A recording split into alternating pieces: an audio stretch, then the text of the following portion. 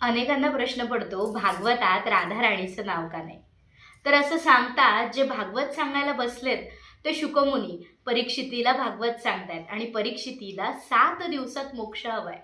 पण शुकमुनींचा पूर्वजन्म हा एका पोपटाचा होता. त्या पोपटाला राधा राणीने कृष्णवध कृष्णवध असं शिकवलं आणि श्रीकृष्णांना जाऊन त्या पोपटाने ते बोलून दाखवलं.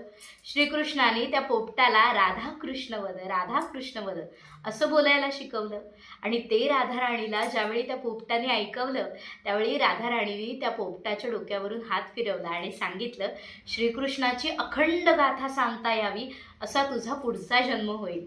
आणि तो हा शुकमुनींचा जन्म. आणि सांगतात राधाराणी त्यांची गुरु आहे. राधाराणीचं एकदा नाव घेतलं तर शुकमुनींना 6 महिन्यांची समाधी लागत असे.